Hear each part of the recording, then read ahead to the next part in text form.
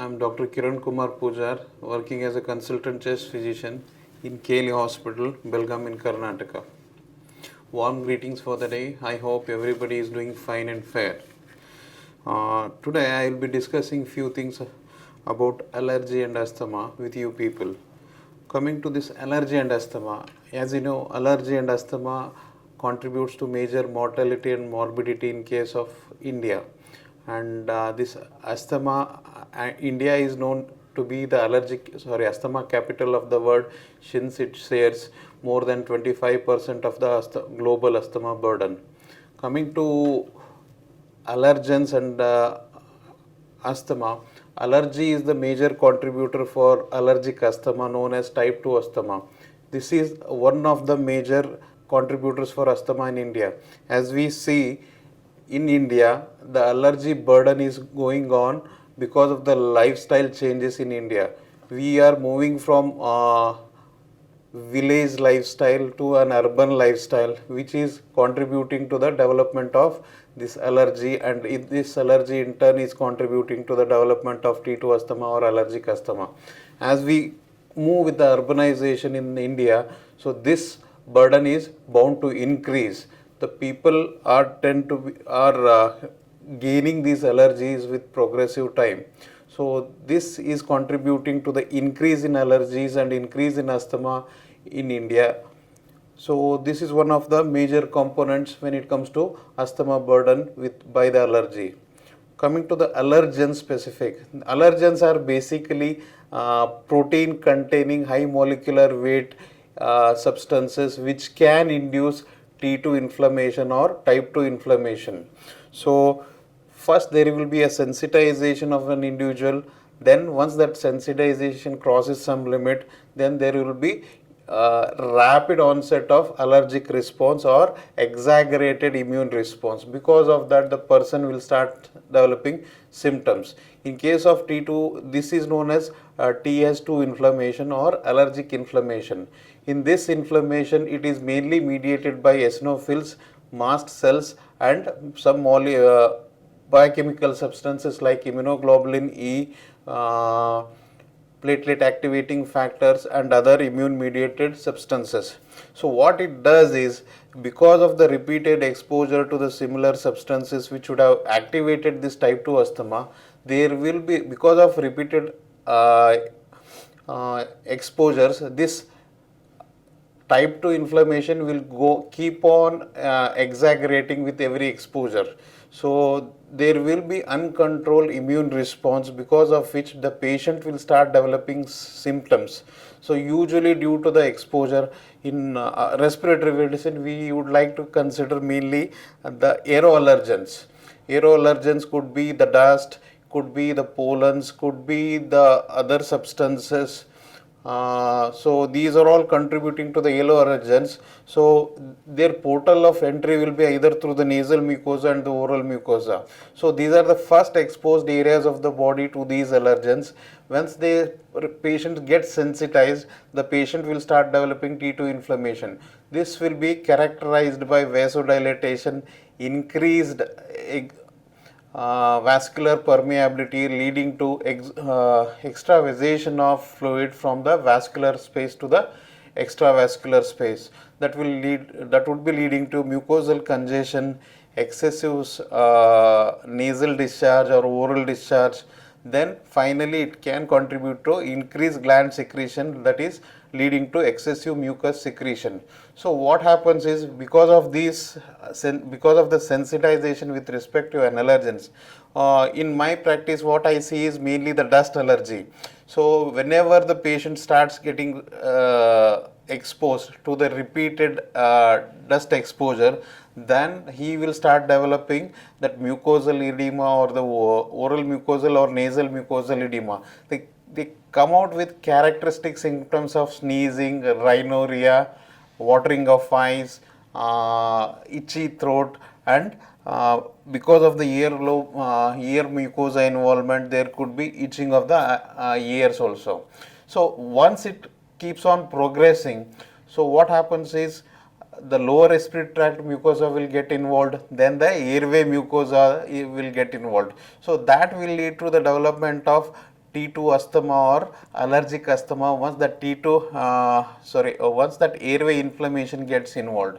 Because of this, whenever the patient would have that repeated exposure to the same allergen, then they will start developing bronchial hyperactivity with increased mucosal secretions. So this is a type of asthma that is induced by allergens, which we call it to be type 2 asthma or TS2 asthma. So because of this, so the main inciting factor is the risk factor is the allergens. So whenever the person gets exposed, again because of this trigger, the TS2 inflammation will be exaggerated in the airways. The patient will have increased cough, increased mucus production and increased bronchospasm. Because of this, the patient will suffer from typical asthma symptoms which are intermittent, and these are exposure related. If this continues beyond some point, there could be sustained inflammatory reaction in the airways leading to goblet cell or mucosal cell hypertrophy, increased smooth muscle tone and hypertrophy. Then the asthma gets sustained in this process. So the major intention of treatment of these patients is, first we need to identify what is the risk factor. In this case, what is the allergen, which we can do by skin prick test, which is considered to be the gold standard test. We can identify the risk factor indirectly by serology, that is specific immunoglobulin E levels.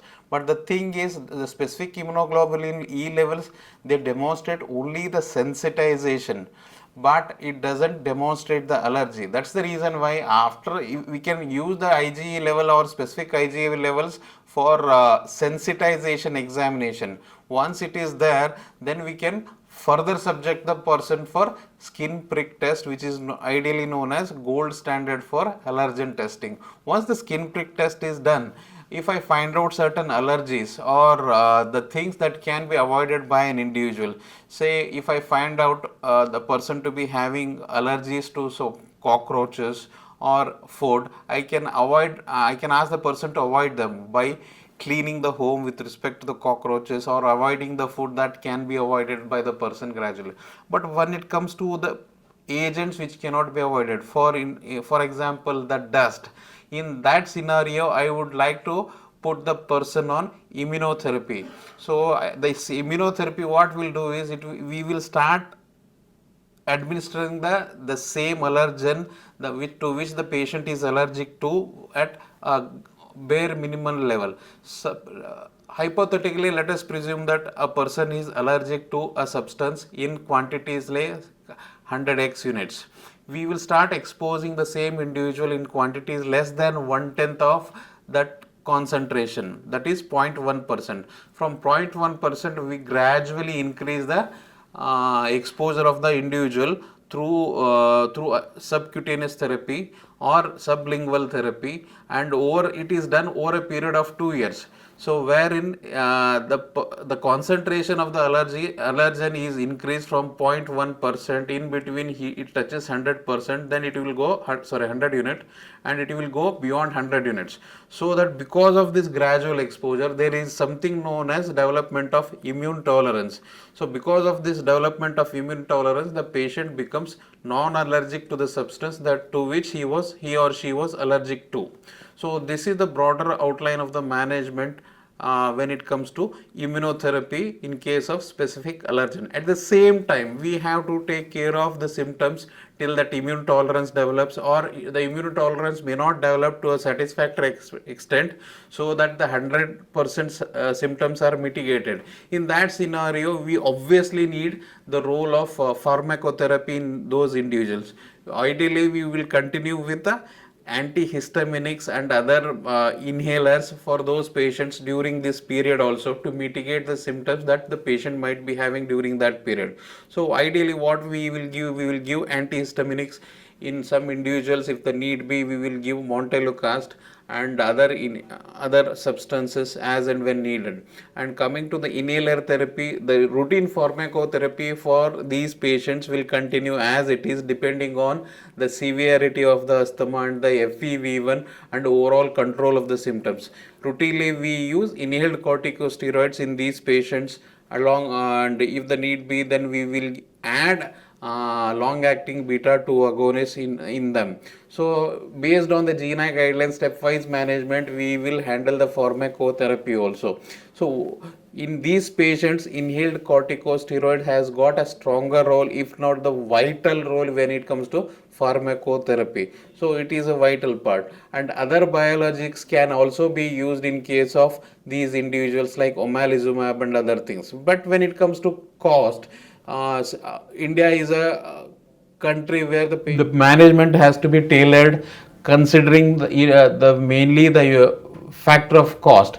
Many patients in my practice in our area may not be able to go for these biologicals because of this expensive cost. In that scenario, this immunotherapy, in terms of subcutaneous immunotherapy, now the permission is awaited for sublingual immunotherapy. If that is given, so that is also very convenient mode of immunotherapy that can be added to mitigate the symptoms of this type 2 or allergic asthma. This is how we can go about planning the asthma management in these individuals. Ideally, remember one thing, allergen avoidance once it is identified is the ideal way.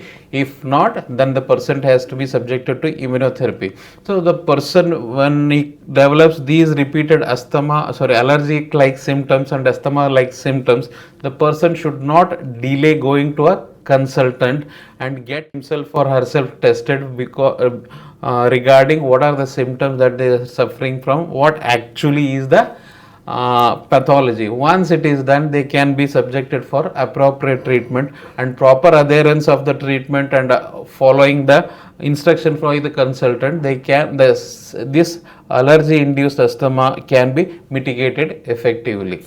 Thank you.